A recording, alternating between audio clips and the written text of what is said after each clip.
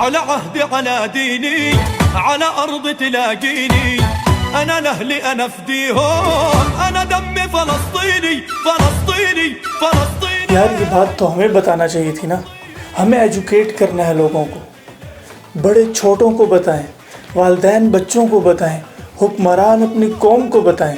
میں اور آپ امت کا ہر فرد بحیثیت امتی ایک قوم, ہم یہ معلومات اپنے آگے آنے والی جنریشن تک ٹرانسفر کریں کہ ہم فلسطین سے کیوں محبت کرتے ہیں.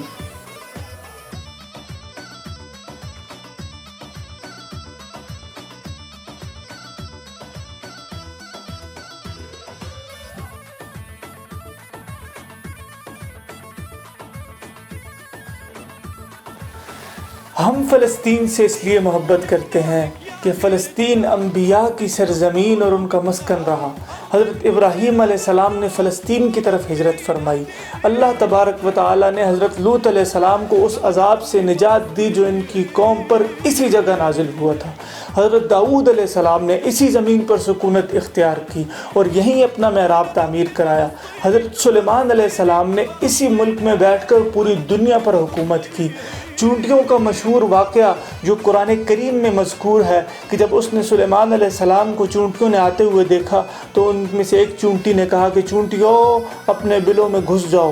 وہ اسی سرزمین کے شہر اسقلان کی وادی النمل کا واقعہ ہے. ہم فلسطین سے اس لیے محبت کرتے ہیں کہ حضرت زکریا علیہ السلام کا محراب بھی اسی شہر میں ہے. حضرت موسیٰ علیہ السلام نے اپنے ساتھیوں سے جب کہا تھا کہ اس شہر مقدس میں نازل ہو جاؤ, وہ یہی شہر مقدس ہے, وہ فلسطین ہے. اور اس کو کہنے کی وجہ, شہر مقدس کہنے کی وجہ کیا تھی کہ یہ شرک سے پاک تھا اور یہ انبیاء کا مسکن رہا ہے. اسی شہر میں کئی معجزات رونما ہوئے. سب سے بڑا معجزہ حضرت بی بی مریم علیہ السلام کے بطن سے حضرت عیسیٰ علیہ السلام کی معجزانہ پیدائش ہے. ہم فلسطین سے اس لیے محبت کرتے ہیں کہ حضرت عیسیٰ علیہ السلام کو جب ان کی قوم نے قتل کرنا چاہا تو اللہ رب العزت نے ان کو اسی شہر سے زندہ آسمان پر اٹھا لیا. ہم فلسطین سے اس لیے محبت کرتے ہیں کہ قیامت کی علامات میں سے ایک بڑی علامت حضرت عیسیٰ علیہ السلام کا واپس نزول ہے دنیا پر. وہ اسی شہر کے مقام سفید مینار کے پاس ہوگا. اسی طرح قیامت کی بڑی نشانیوں میں سے ایک نشانی جب فتنے رونما ہوں گے, سب سے بڑا فتنہ دجال کا فتنہ ہے. اور اس دجال, مسیح دجال کو جو قتل کریں گے حضرت عیسیٰ علیہ السلام, وہ جس مقام پر قتل کریں گے اس کو مقام لد کہتے ہیں, وہ بھی اسی سرزمین فلسطین میں ہے.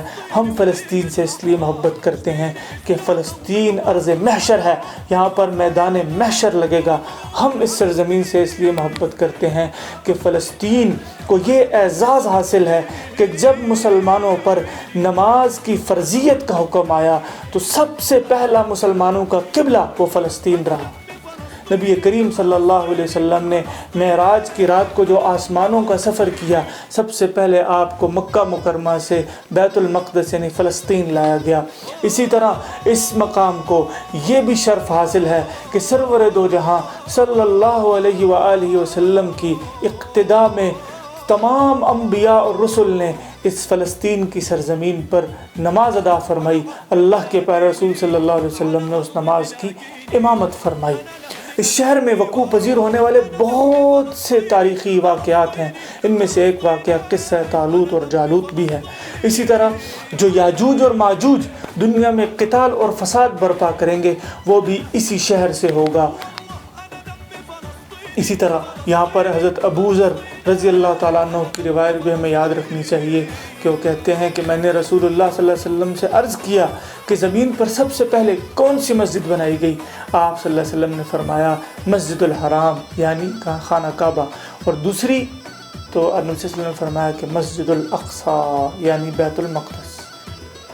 ہم فلسطین سے اس لیے محبت کرتے ہیں, اسلام کے سنہری دور حضرت عمر فاروق رضی اللہ عنہ کے دور میں اس کو فتح کیا گیا, اور اس سے بڑی اس جگہ کی اہمیت کا کیا اندازہ ہو کہ خلیفہ وقت سیدنا عمر رضی اللہ عنہ خود چل کر یہاں تشریف لائے اور آپ نے نماز ادا فرمائی.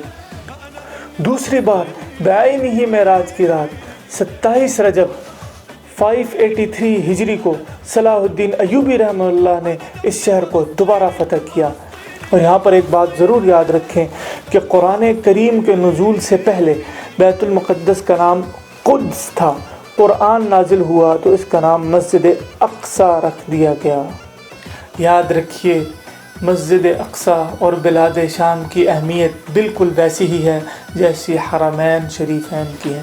قرآن کریم کی یہ مبارک آیت وَلَقَدْ كَتَبْنَا فِي الزَّبُورِ مِن بَعْدِ الذِّكْرِ أَنَّ الْأَرْضَ يَرِثُهَا عِبَادِيَ الصَّالِحُونَ سے یہ استدلال لیا گیا کہ امت محمد حقیقت میں اس مقدس شہر، اس مقدس مقام، اس مقدس سرزمین کی اصل وارث ہے۔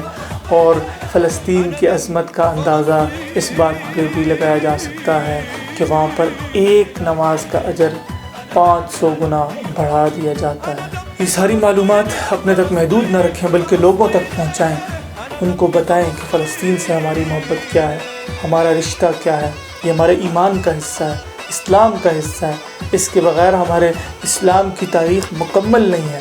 لوگوں کو بتائیں کہ یہ کتنی تاریخی جگہ ہے، اس کا ہمارے ایمان اسلام کے ساتھ کتنا گہرا تعلق ہے، تاکہ لوگ اگلی نسل تک اس کو ٹرانسفر کریں، تاکہ یہ معلومات ہمارے پاس نقلی بھی اور عقلی بھی ہر حوالے سے محفوظ رہے۔